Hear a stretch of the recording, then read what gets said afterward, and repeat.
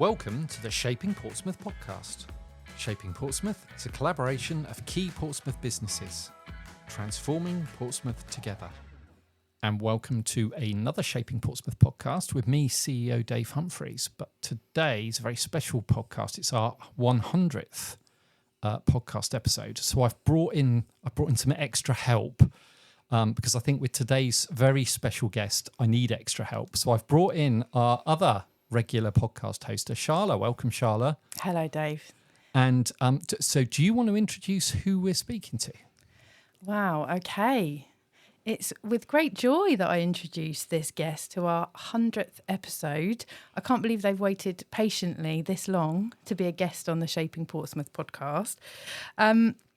An inspirational leader in the city and just an all-round icon, to be honest with you. I think that's a good word that describes that. I think icon is the appropriate word, I know. actually. I can literally feel the levels of disappointment as people realise who it is. No way. No way. So we have Jane Lemaire. No, we have the fabulous Jane Lemaire. Wow. Yes. Welcome. Got to go with the full title. Hi. So, yeah, I think Charlotte's right. It's amazing that it's taken 100 episodes for us to actually get you on a podcast. It's because you haven't invited me, Dave. Just saying. Well, I think it's been spoken about, but just not actually happened. But all talk, no exciting offers. Charla sent me an invite, just saying. well, yeah, we had planned the 100th. But I think there is... I've learned that for us to use you for anything, you either need to be the first or the 100th. Yes. Okay. Is that how it works? That's good. Yeah, I mean, I like to go first. Yeah. Or I guess 100th. Yeah. Well, it's a special year and it's a special time. So it feels like fate that we've waited this long to invite you onto the podcast. Yeah, definitely. So, should we start at the beginning then? Okay. Because I think it's probably appropriate for the 100th podcast that we have someone born in the city. There's a lot of us about, but yes, but I you was are born. A Portsmouthian. Yeah. Is that the correct term? Is that a term? A Pompey girl? It is I am now. a Pompey girl, yeah. Pompey girl. So, have you lived here all your life, grown up in Portsmouth? So I was born in Portsmouth, lived in Portsmouth to start off with.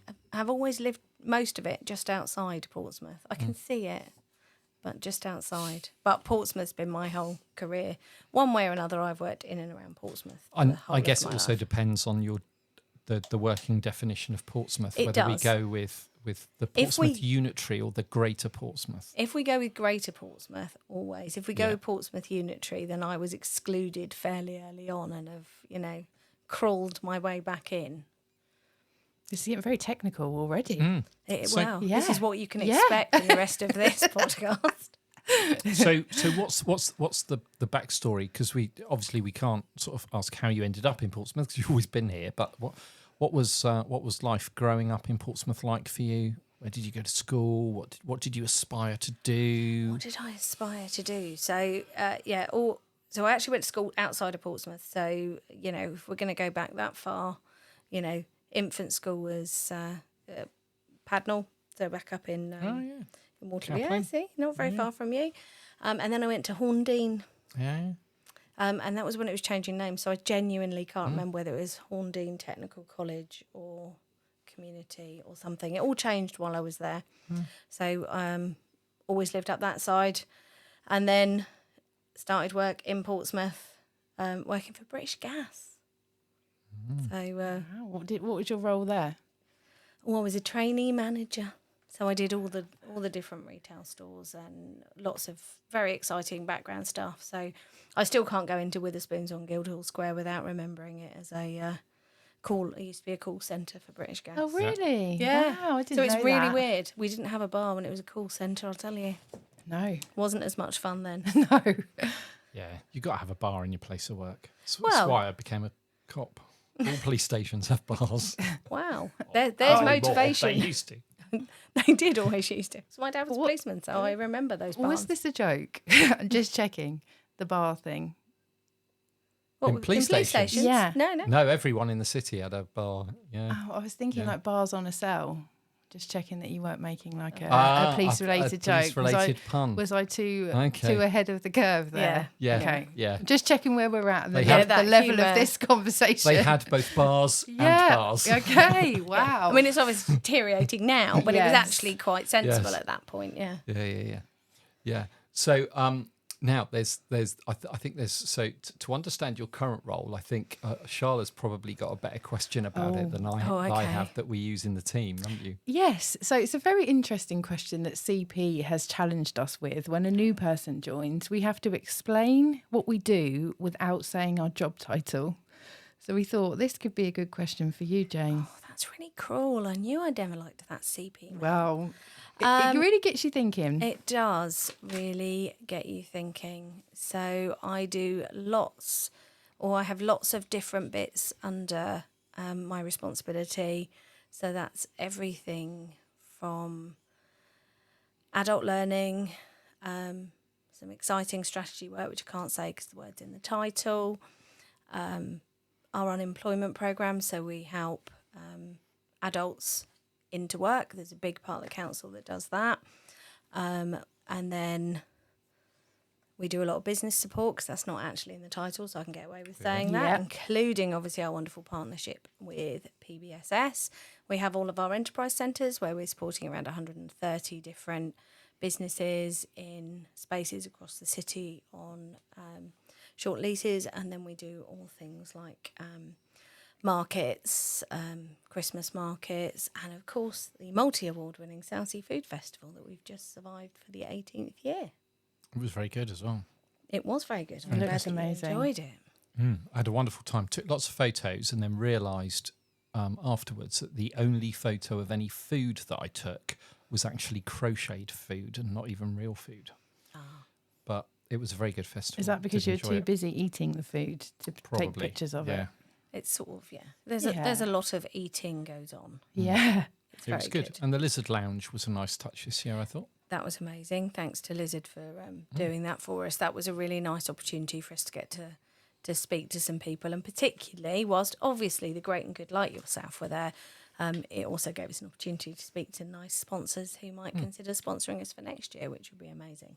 Yeah, definitely. And 18 years is quite an achievement. Yeah. So it's 18 years because we had a few COVID years that were kind of not quite to plan. But yeah, they've delivered that. And Becky Alexander, who's in my team, has been involved in most of those, if not all of them. Amazing. Yeah. So basically, Jane, a lot happens in your role. A lot happens in my role. So now we've described it, what actually is the official title? It's Head of Economic Development and Skills. So essentially you run the council? Sadly, no, because I am power crazed, so I am up for it. But only that little part of the world. Yeah. But very public-facing piece, so it's really nice to spend a lot of time engaging with stakeholders and, generally trying to make sure that what we're doing fits in with what our businesses want across the city. So I think for our 100th episode, we were keen to have someone who was the biggest champion of the city that we could get in for the podcast, and it was either you or Steve Pitt. I think that it was what it came down to. I finally got to go to something instead of Councillor Pitt. Woo! Yeah, and he wasn't available, was he? That's what we didn't ask. We started at the top. Oh wow! Yeah, you're getting all the compliments today, Jane. I'm loving this. Yeah. This is the nicest Dave has ever been to me, Charla. Oh, all right. I'm always there nice. You go. I know I need to look after you. I'm always nice. Yeah. But not just because you like me. But yeah, there is a lot going on in Portsmouth and we are very fortunate. So to that point then, and let's start on the business side. Yep. Because that's what you do. That's your role. Why is Portsmouth such a good place to do business? Oh, I mean, for a whole bunch of reasons. I'm always quoting the fact that we were the most entrepreneurial city back in 2020 in the UK. And I quote that because that's the first time we came right up at the top. But the reality is we always sit in the top 10. We have so many incredible people with innovative ideas, so many people that are prepared to step out and do things on their own. And some of those grow into enormous businesses. And some of them are independents who stay and work as entrepreneurs on their own. But there's this wonderful sort of infrastructure, and that closely links into like the university. Obviously, we get to see some amazing businesses come out of the university. But we just have this really amazing culture, which I think is much bigger than just business. But that provides us as a really great kind of ecosystem. And then as a local authority, we've always had a tradition of making sure there's lots of business support. When we went into COVID, one of the first things we did was stand up a helpline to make sure there was immediate connection, and we've kept that going. And it's not that Portsmouth have a huge amount more money that we can offer out, because sadly we don't, but what we do as a local authority is prioritise that business support so that we're getting as much signposting for businesses as possible to help them grow. And that's why we have so many startups, but also the way that we work within our kind of skills piece, the way that we work with the colleges and the university to try and really grow staff, whether we're using things like boot camps or whether we're working with individual programs or university, or establishments. We have a lot of kind of infrastructure to try and support the businesses. There's always more to do. There is so much more to do. I could talk about that for ages. But there is this great amount of support across the city that really tries to move everything forward. And I think that provides us a really great infrastructure in which to do business. Plus, everyone at the council's adorable. Obviously. That goes without saying. I think I have to say it, or no one else will. But do you think the local authority does make a difference in terms of, what's on offer here compared to elsewhere, perhaps? Yes, and I'm really proud of it. So, because obviously I don't have enough to do generally, I volunteer as co-chair of CEDOS, which is the Chief Economic Development Officers, which is across the country. And we have a lot of, it's a lot about peer support, really, for economic development officers and working together to get ourselves sharing best practice. And I quite often get to sit and be really smug because actually we do have an awful lot going on in the city, but we also have amazing partnerships. And I have to say the amount of times I go, oh, well, we'd be working with Shaping Portsmouth on that because we have this amazing collaboration and it gives us such an advantage. And obviously we've really managed to work that cleverly over the last few years with a little bit of extra funding in order to expand the amount of support that's going on. But I think we are clever at using the limited resources we have to try and give the maximum impact for businesses and people that want to start up. And yeah, I think that is really special. And I quite often speak to people from across the country or other areas who are really envious of that partnership. Definitely. Yeah, everyone feels so connected. The business community is so connected. And knowing that there is always someone to ask and support you, and how wonderful to for you to know and have inside information that we are kind of what good can look like in a business community. Yeah, and that doesn't mean that we are or should in any way be complacent, because every time I think we've got such broad reach within local businesses, you meet people who've never heard of us or didn't know that support was there or didn't know they could access things.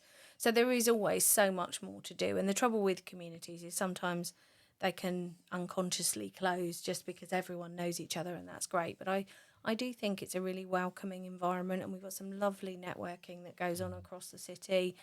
And there's lots of welcoming people in and lots of work with charity partners across the city. And I think that just helps us to continue to grow and develop and bring more people into that fold. But it is the challenge for us, I think, is always trying to do more or trying to include more people, because there will always be someone who hasn't heard of us yet. So that's a constant challenge, but hopefully a joy as well, because that gives us great opportunities to include more people. If someone was listening and they haven't heard of the great work that you're doing, what would you like them to know? Really, I think that as a local authority, we're here to support, and we don't have a big bucket of money, but we can help signpost you to lots of different places. And whether that's about engaging with sessions on how to get funding, whether that's signposting people to mentoring, whether it's getting people into peer communities, whether it's doing startup or whether it's literally the boring, mundane things that can weigh us down, like, you know, I don't understand my business rates, or I need to understand how, you know, this is going to work or that's going to work. It's about knowing that there is a place where you can start, and we don't have all the answers, but we will always try, and we'll keep going with you until we've helped you find as much of an answer as we can. So it's about the availability, I guess. Amazing. And there's some interesting numbers in there around how many businesses there are in the city, how many start per year. So I have it in my head that there's about 8,500 businesses in Portsmouth. Again, it depends which ONS data you're going, but you know, about there, I'd probably quote close to about 7,940, but that's just because it's the ONS source.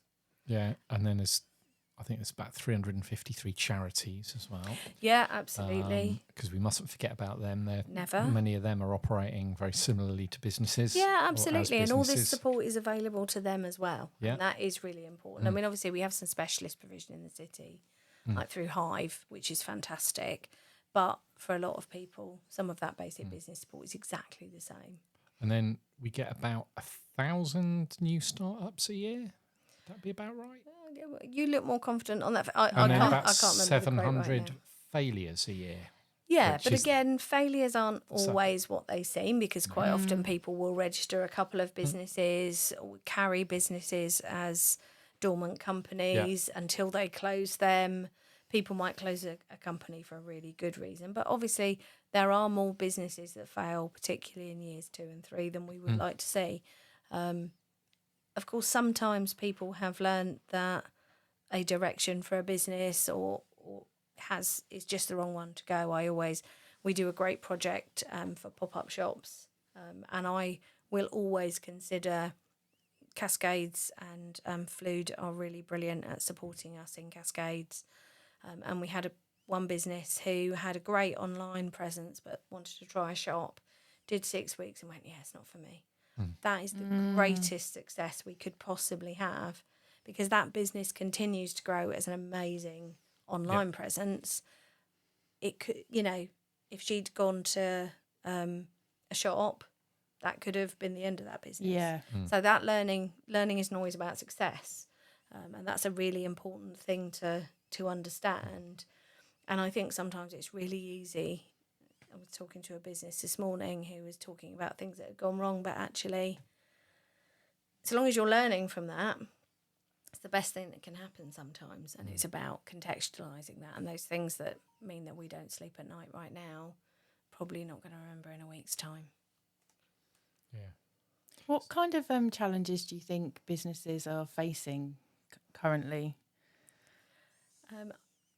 I mean, obviously, it does depend on the size of your business. And having run my own businesses before, you know, I don't think there's one general question.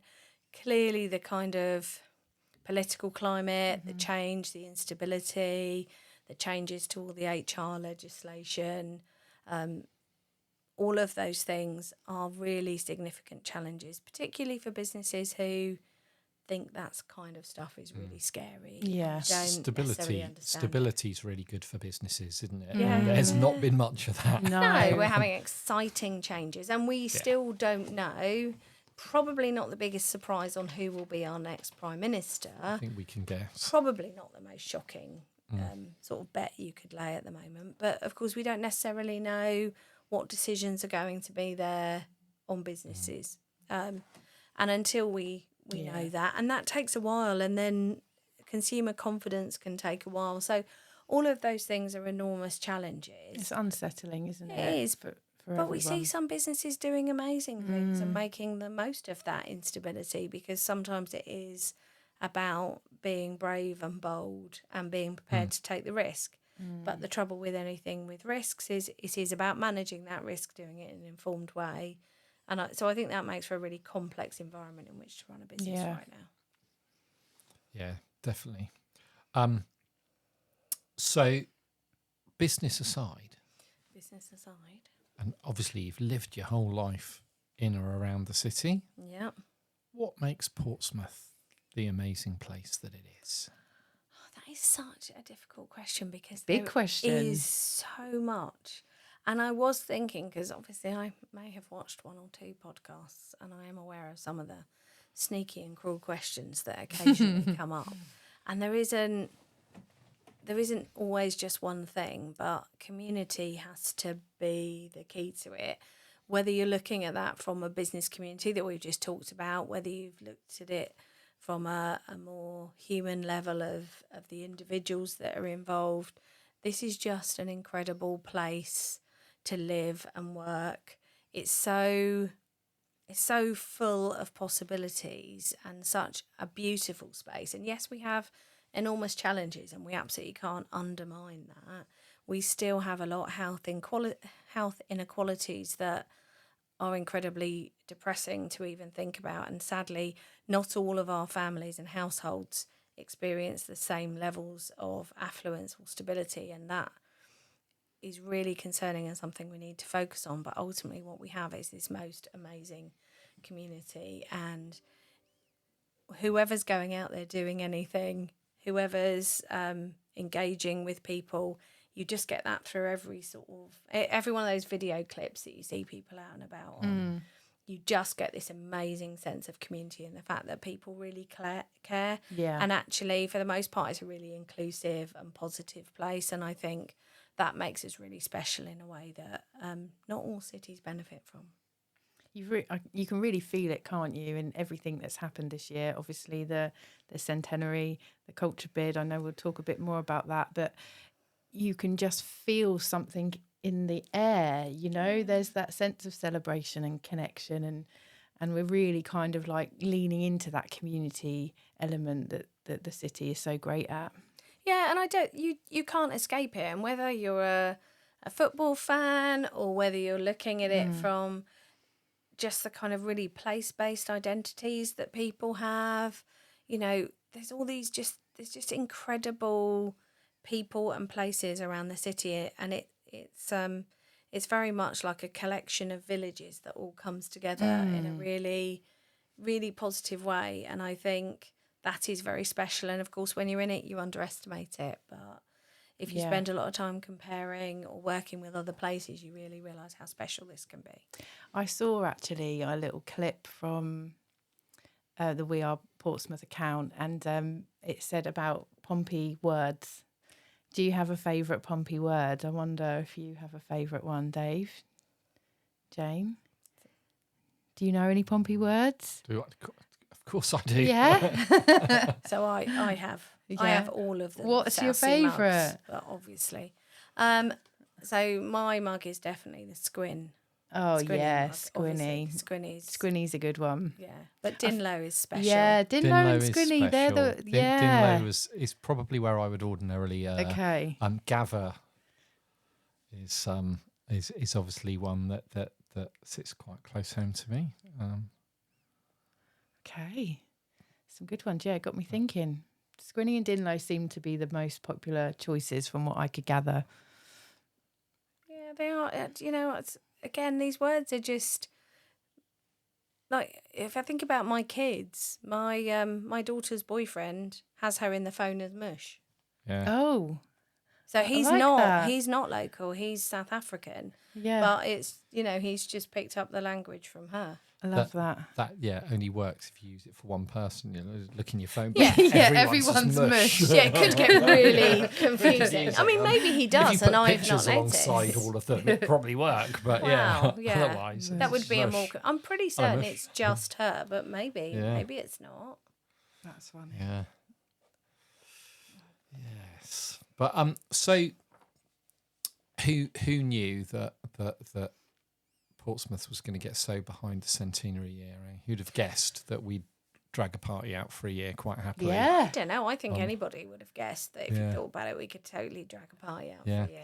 And then, not satisfied with that, we're now just linking in a bid for We Are Pompey 2029 and the City of Culture. But that's such a gift because we are such an amazing city, and there are just really incredible things going on. And I know, I mean, you guys must be the same. I spend my whole life with fear of missing out because no matter what I've been through, I've always missed something else. But I went to the we are Pompey 2029 business launch up the Spinnaker Tower, and someone said, "Oh, I'm just going down to Aspects." So we went down to Aspects and saw the launch of another one of their amazing exhibitions, and that was, that was just another breathtaking opportunity. You forget about Aspects quite often, don't you? But every time I go in there, it's beautiful. it takes my breath away. We're so lucky to Absolutely have takes that. my breath away. Trying to avoid using the phrase hidden gem now.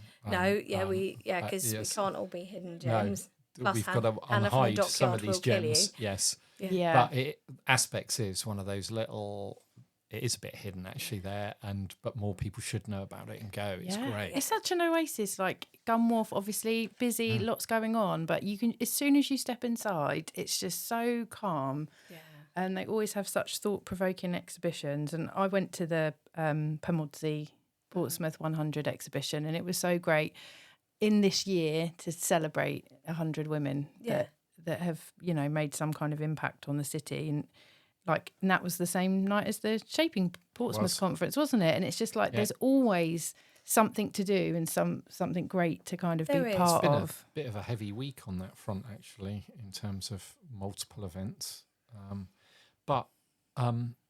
So I guess you spoke earlier when we were talking about what a wonderful city it is, about some of the challenges.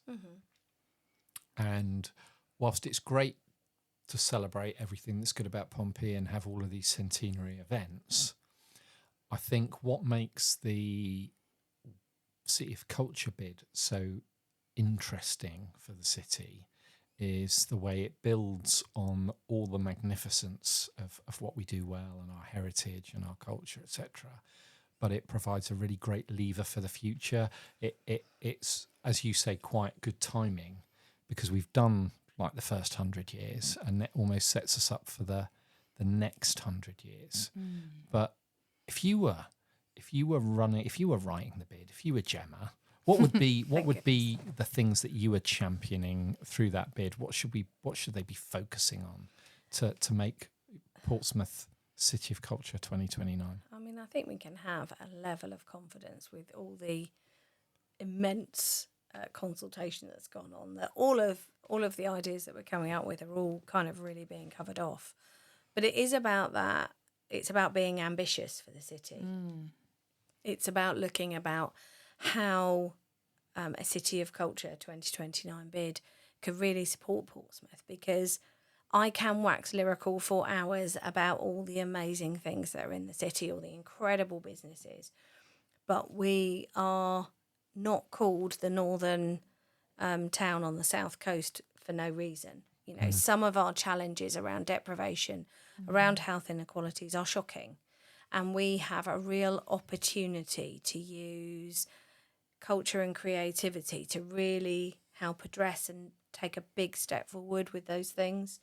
And of course, that whole piece about inclusion, and Portsmouth 100 has been enormously about events that aren't just put on to celebrate, but that are free to access, that allow everyone to go, because the biggest thing I think we have in the city is the Raising Aspirations piece.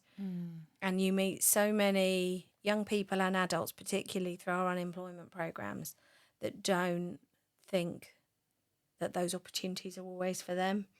And I think the City of Culture bid is an incredible opportunity to really take an attack at that piece and to widen things and to look at the art of the possible, because we see, and obviously I do have the privilege of working with a lot of our unemployment programmes, and you see adults who may be in their 40s and 50s who go into their first job. Maybe they've lived with, lifelong disabilities or different challenges, caring responsibilities that have meant it hasn't been for them. And you see the positive impact of work on life and health. And I think that can be so underestimated. And the City of Culture bid has the opportunity to reach out and really challenge people. And that's not about us all being artists. We've got some fantastic projects going on that, we've got PAMIAC, Portsmouth Advanced Manufacturing and Engineering Cluster, loads of engineering firms who are working together to look at doing a piece of art with one of our local schools to represent the incredible engineering and manufacturing work that goes on across the city. You know, things like that just remind people, because there is that whole piece, particularly for young people, about you can't be what you can't see. Yeah. And it's absolutely true. We all know it. It's almost a bit of a trite phrase now, isn't it? But the reality is, you know, who knows about some of the incredible businesses? There's a lot of stuff goes on in the dockyard that you're not going to necessarily know about, but we can all kind of imagine. But, you know, we have absolutely incredible businesses, space satellites, autonomous vehicles going on around the city, doing absolute cutting edge work. And we need to raise people's aspirations so that they can be part of that, because creativity comes in many forms and it isn't always about performance art or painting or whatever. That's a really valid point, because in some ways nothing puts people off of culture more than the word culture. Yeah. Because people have this stereotype. Like it's not head for of what me. culture is. That's not for me. But culture's in all of us. We're surrounded by it. It's who we are, what we do, and we come across it all the time. But nothing brings people together in a way that culture does. You know, it's just on the way here we were just talking about the whole look up thing, weren't we? Yeah. And the importance of that. Yeah. And I just, it is such a good opportunity. And when we win it, it will make a huge difference And we to our have city. to talk in that way, because if we don't have the confidence that we can do it, then who is going to believe us? But you think you drive around the city, and I love the Look Up project. But if you imagine what we have achieved with very little funding, that beautiful street art that is everywhere. Just imagine what we could do with some funding. Just imagine the opportunities to develop some of our cultural history forward, to give opportunities to groups that perhaps not seen it. It is just breathtaking, and it is really, really exciting. And Portsmouth deserves that recognition. You know, I'm aware that we've got a couple of museums that a few people have heard of. I don't know. Can barely remember their names. Some sort of boat or something. It's only a bit of a boat. I've heard about this. There's the bloke, he goes on about it a lot. Didn't they get it off the bottom of the sea? And I think so. It's got some connection to the is city. it Don? Something like that. We love you, Dom. She said that, Dom, not me. It wasn't me. But, you know, we do have the Mary Rose. We do have the D-Day Museum. We do have the Portsmouth Historic Quarter. All of these incredible spaces. But obviously there is an opportunity to have so much more, because the history of Portsmouth is long and broad, and it doesn't just include those things that you necessarily think about. We are very, very proud of our history with the Navy, but Portsmouth is so much more than that, and that's so many opportunities to celebrate and inspire people. Yeah. We and you'll probably know this better than me, Charlotte, because of your involvement in that Look Up project. But, Okay. Pressure. I think I heard that Portsmouth has more street art per square mile than anywhere else in the country. That's true. Yeah. Yeah, it's kind of overtaken some of those places. Like I think more so than maybe Bristol and Brighton. But it definitely has. I guess because geographically, you know, it's a small place, but over the years, Look Up has really like put Portsmouth on the map for street art. Yeah. And the actual, you know, talking about that culture, but just how many artists that inspires. And when I was part of the team, there was a women's development area, and it was all about like nurturing women in art and giving them the confidence to paint bigger, to eventually like progress to painting onto walls in the city. So, and amazing things like paying the artists. Yes, paying the artists. That's always really exciting when you talk to people who are in business in creative industries and they actually get paid to do their work. Yeah. Funnily enough, that was our conversation. Yes. When we Dave were talking didn't about realise that. Yeah, I didn't realise how much they were paid, or that they were paid at all for the Look Up project. Yeah. I figured we were pulling in favours. And don't get me wrong, I think there's been an awful lot of favours pulled in. But it is about professionalising industries and allowing people to be recognised for the incredible work they're doing. And, you know, it's all right to charge. Yeah. But And I that's think a massive business thing. Yeah, and I think that goes all the way back to where we started with the conversation around business support, and through the Portsmouth Business Support Service, which we jointly run. One of the things that I find, especially when talking to the newer, smaller businesses, is you have that conversation about how much you're paying yourself. Well, I'm not. You just think, right, okay, there's a fundamental problem, the amount of people that think they can survive by not paying themselves in their own business. Or it's all been a bit tough, so I haven't paid myself this month, but I've paid the staff. All those businesses that I can feel the guilt waving in from a couple of businesses that I speak to regularly, and I go, what have you been doing? And they tell me about this amazing stuff, and I'll go, what have you been paid for? And they'll go, well, and I'm like, no, well, it's okay to earn a living. It's okay to charge for stuff. Yeah. But it is really uncomfortable space for an awful lot of people. And you know, I'm not saying it's any different. I run my own business. I do get it, but it's much easier to tell everyone else what they should do than actually do it yourself. Yeah. So I'm much happier in that space. Definitely. What business do you run, Jane? I don't anymore. Oh, okay. I don't anymore. But I was going to say, where are you finding the time to run a separate business? I couldn't. So I used to run a mobility firm, so wheelchairs and stuff like that. And I also do a lot of consultancy stuff around single equality schemes. That's how exciting I am. Okay. And your equality tribunals. Your mentoring, is that something that you do like on a voluntary basis? Do you still mentor? So when we're talking about those businesses, that's just my day-to-day life where I like to bully people. I don't think they'd call it mentoring. Okay. So obviously we have the mentoring through Shaping Portsmouth. But yeah, no, that's my day-to-day job. They would describe it as motivation, bullying people, motivational speaking, bullying, being people's conscience.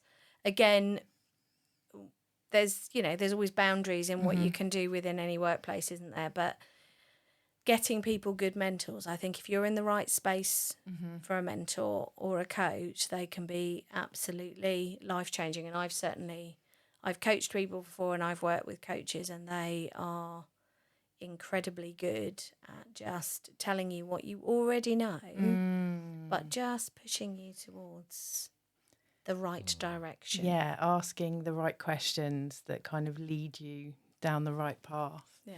Or to deal with those uncomfortable situations that you've been procrastinating about not doing. Yes, I hear you. Is there something that brings you like joy in that kind of coaching relationship? Like what bits do you enjoy about that?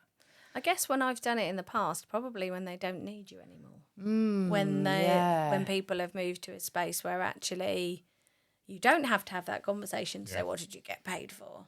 Not really a coaching question, perhaps a little bit more mentoring there. But I guess it's when people are more successful. I absolutely love it. I was down Gun Wharf at the weekend. I may have accidentally popped to support a local business, seeing Anna with her beautiful gelato stand. Oh, yes. I do feel the need to check in and support her quite regularly at the weekends. No, and I understand that. I don't think I'm supporting her enough. No, I need to get down there and show my support. Yeah, maybe we should. Yeah, absolutely. Let's just always go. But when I was down there, there was a bit of a queue, and she's like, "Oh, I'm really sorry," and I'm like, "Oh no, this is my happy place." Yes, I love it. This is good. I'm happy to wait. Ideally, when you can't fit us in or we have to wait, that's perfect because it's not about being polite, and it's lovely. And Anna is amazing, and I love what she's doing. And I love all of the flavours, and I know there was a little LinkedIn debate. Give me some tips. What is a good flavour? What you going for? So for me this week, I'm on blood orange. That was amazing. Is that an ice cream or a sorbet? It's a gelato. All gelato. Okay. But blood orange was amazing. Yeah. But I would have to say there was quite a big family debate, and the melon and I think Wimbledon and lemon cheesecake all had some serious. Okay, because lots of contenders. Yeah. The Wimbledon one looked interesting. I didn't try that, but I quite like the salted caramel and things like that. Tiramisu was a nice one. That sounds really good. But yeah, there's been a few randoms there where I've I had to ask, what's that? And she's told me what's in it, and I thought, never, but tried it and then thought, that's incredible. Exactly. Yeah, I okay. love that this podcast. I know. Yeah, It's it's moved on to 100 podcast Yeah. is now just about Anna's gelato. This is good. Wow. This is great. Because This is what the people like- need to know. like this you- is This is like, important. this is when we But- need to say to yeah. Chip, this might be the segment we share. Yes, Yeah, this but- is it. But like you, nothing makes me happier than walking around the corner of the avenues and just seeing a mass of people round that cart and knowing that I'm going to have to wait because Yeah. that's just brilliant for what they've done. It's just so nice to see. But so we were talking about the street art per capita or per square mile. I think the other one is outside of London, we have more pubs per square mile than anywhere else. And It's not obviously, per capita, I think it is. Is it per rather than capita? square mile, but I think either one would work. I think, Yeah. it probably does. Now, obviously, a lot of pressure on the hospitality trade. Absolutely.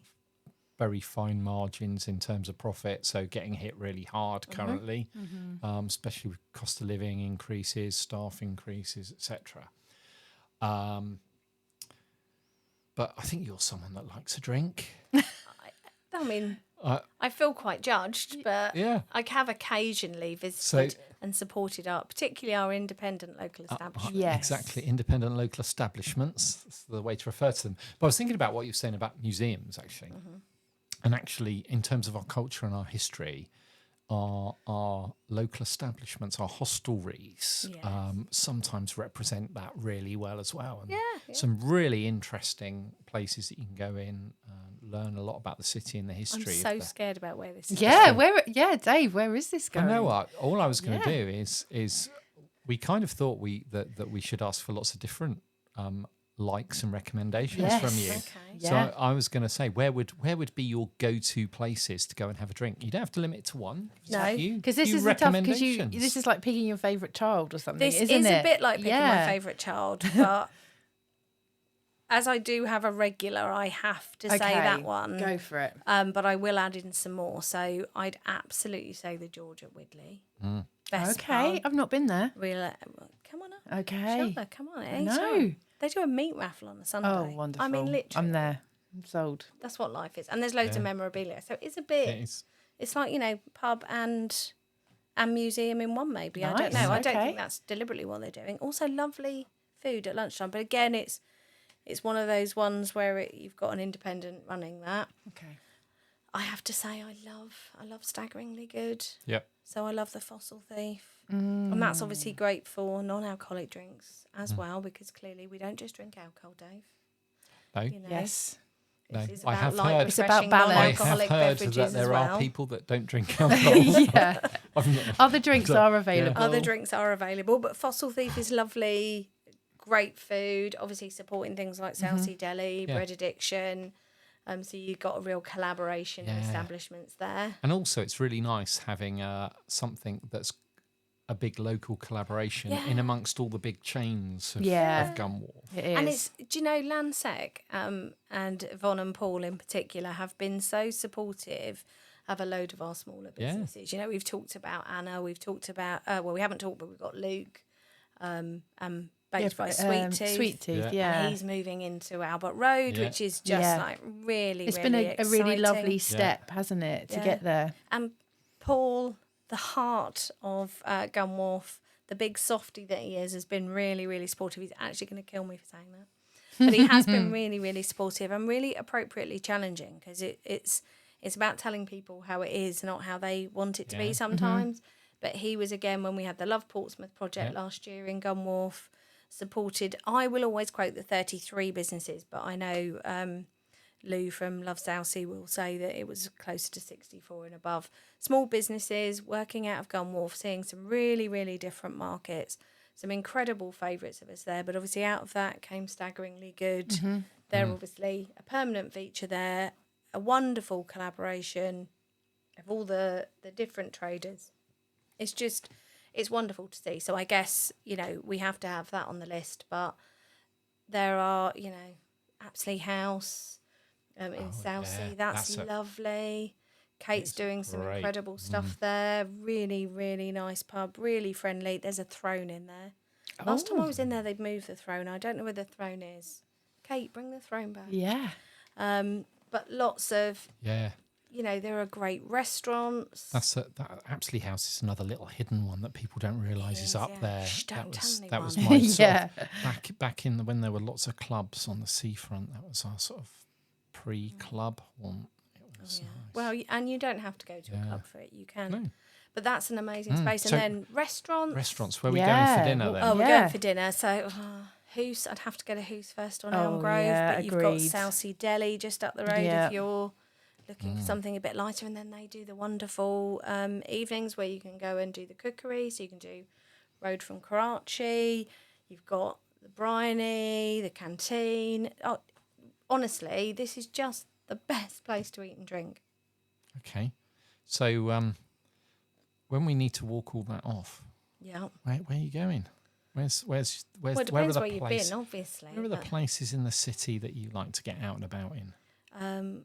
So I love being near the water, like probably most people in Portsmouth, and whether that's around Farlington Marshes, whether that's along the beautiful seafront, or whether you're walking through Fox's Forest and popping into Casemates for a non-alcoholic beverage, or I believe they are also a licensed premises. You're the second person to say Casemates, actually. Casemates is really lovely. I remember Seekers Create said, "Oh, come and meet me down here for a coffee" a couple of years ago, and I was a bit like, I knew it existed, but I'd never been there, and it's a lovely, calm space, and obviously they have all the amazing studios, so actually it's really all about music production. It just happens to have a little cafe there. But it's a great way to support a business. Yeah. And obviously they did really well in our last Business Excellence Awards. So I tend to be near the water, but that's another one of the sort of favourites. But it is an incredible walking city. And to be honest, if I'm doing meetings in different places, I quite like to walk between them because actually it is really walkable. As a city, having the time is sometimes not quite so easy. But there are amazing places around here to walk and wander, whether you're going on like the Millennial Walk or obviously now you'd be following the trail. Of course. To the Pride of Portsmouth. They're looking great, aren't they? Download the app. Yeah, download the app instantly and follow the lions, which is just we had team breakfast this morning in the parks. We found our first two, didn't we? Yes. So. Excellent. I was going to say, I've seen the one down in Southsea, near the Hard. I drove past him over the weekend, and if you go down to Port Solent, there is Leonardo safely at home near Biscoes. Thank goodness Leonardo went to Biscoes, because Sarah, who works for Biscoes, was really enthusiastic about having Leonardo, and I think she would have kidnapped him if he had not gone there. But that's clearly funny. he has gone home, so that's He's can safe. mark everyone safe. Leonardo is safe. Yes, he is safe. I do recall being told not to climb on Leonardo previously. Yes, because if you'd climbed on him at the original launch thing, Leonardo may not have been in the shape that Leonardo is in now. Yes. So yes, Dave, Fair I think point. I did tell you to get down. So I said it was the youth cabinet made me do it. Yes, which I think is, I couldn't help noticing that none of the youth cabinet were around at this point. But so we mentioned hidden gems. What are the hidden gems then that you think don't get enough attention in the city that people really should know about? And I'm just going to add to this question, because you are like the master of connections in the city. I don't think there isn't any business or person that you don't know. So if there's a hidden gem, or maybe of a person or someone that we should know about or connect with, please feel free to add that also. Oh, I think my brain is just outside of my head. There are so many. I mean, everything that we've talked about so far, all those incredible businesses, there is one, go down Albert Road, and there are so many amazing restaurants and independence and independence, and it's all about the independence. So if you're in Drayton going into Interior Port or the Drayton Tavern, if you're in Cosham, there are we're seeing more pop-ups in Cosham, more small businesses in Cosham that are starting to come. I also hear really good things about Ethos in Havant. Have you been there? No. Apparently best brunch. Okay, Yeah. Ethos in Havant. Yeah. I love these conversations, but again, I'm trying to remember all the businesses as we go down. You go through Copner, you've got, Delight, you've got all these wonderful The little... Copner Kitchen. Oh, Copner Kitchen, Yep. yeah. The Cosham Kettle, Yes. great community kind of space. Yeah. Sorry, I've moved up and down across the city there, haven't I? There are just, across along Elm Grove, bread addiction. Yeah. I mean, literally you have to get there early if you want to get those buns. It's another reason why to go to Fossil Thief, because I have more success rate in getting a bread addiction cinnamon bun at Fossil Thief than I actually have a bread addiction, because they go so quickly down there. Top tip. So you can pick up your bread, go to Hoos, and then pop for a coffee at Southsea Deli afterwards, honestly. So you'd be exhausted and unable to move, but you have all these food options. now herein lies the problem, because we've come to the end of our time on the podcast, but we always finish the podcast in the same way, and that's by asking for one recommendation. Now obviously we've let you have quite a lot. Yeah. That was probably just It's made me pulled very hungry. loads out of I'm you. just very hungry, I My realise after apologies this. to now- anyone I haven't mentioned so far. Now we're going to ask for your one big recommendation. What is the one top tip, the place that you most recommend that people should go, thing they should do, etc.? What is your recommendation that you want to finish this podcast on? So I think that's a particularly cruel question to ask me. But we've asked everyone on every podcast, so it's not as if you haven't seen this one coming. No, but it's like Portsmouth 100, so can't I have 100? This is the 100th one. I think that would be a whole different episode where we just I talk could. about your I top should have come 100 with tips. top 100 Yeah, like a scroll. places of them. to eat, drink, and generally enjoy in the city. I mean, it's really difficult because obviously there are some places where, smoke and mirrors insist you pay. It's, so rude. But then there's wonderful things you can do, like walk along the seafront and look at the Theatre of the Sea, and that's free. And that in itself is really important, that we have opportunities for both sides. Sure. So I guess, We're going to have to push you. I know, and I am literally trying to talk to avoid it. Going up the top of the hill as well, that's amazing. You can look down, you can go to Mixed Burgers. Is there anyone I haven't promoted? All the pressure is so high.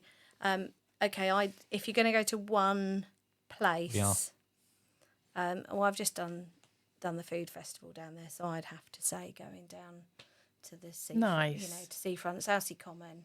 And then you're close to a whole bunch of wonderful independents you can also go and see. Like the Farm Kitchen. See, I keep remembering people that I've not mentioned that I really should. I suppose the thing with it is, it's if you go down to Avenue de Calm on a weekend, you either walk up to the castle, turn left and there's Castle Field. You turn right and there's the bandstand the other side. You don't quite get that far and you've hit something going on the common. Yeah. The Maybe chances, gone to the nursery. I mean, the chances of finding nothing going on in all three of those places is next to zero, isn't it? On a weekend, there is always something going on down there, and you can have a fabulous time and control the cost, or you can, head slightly in with only a few minutes walk and enjoy some amazing stuff. Yeah. Basically, Portsmouth is just an incredible place, and wherever you go is great. Round to the other side of the castle, and you've got the Theatre of the Sea there. Yeah, you absolutely. can just sit and watch. Walk all the way down. You can go to Portsmouth Distillery. Literally, I'm remembering people that I've forgotten as we go along.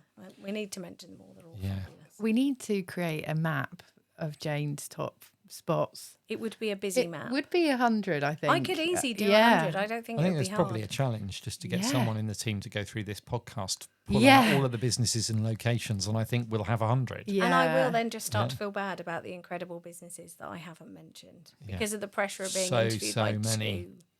But we are way out of time. Yeah, well, so but much it's to the talk 100th, about. The big one, the special podcast. So going a bit over time is no bad thing. So No, it's all a great bit of a stuff. celebration, but obviously not keeping the best to last because we intend to do another 100 episodes. Absolutely. But, am I coming back at 200? I think. Because I could talk about baffled coffee. I just realised that. You can talk about all the businesses that you feel bad about not mentioning. We can have an episode. You've got 100 podcasts to just go away and think about all the ones you didn't mention. I'll start the list because there are Yes. so many. Yeah, but no, thank you very, very much for being our special guest on our 100th podcast, and yes, we did give you a 100 pin. Yes, I'm very proud. Which we may use that in the marketing. So we won't in the marketing say who the 100th guest is going to be, but we might announce that there's a pin, which might give a clue if anyone happens upon that person.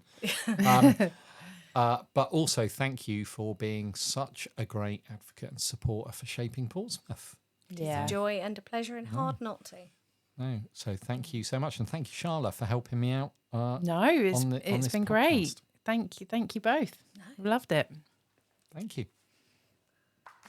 This podcast was brought to you by Shaping Portsmouth, working to make Portsmouth the #1 UK city in which to invest, live, learn, work and visit. To find out more, please visit shapingportsmouth.co.uk. This podcast was supported by Spark Community Space and Portsmouth Community Lottery.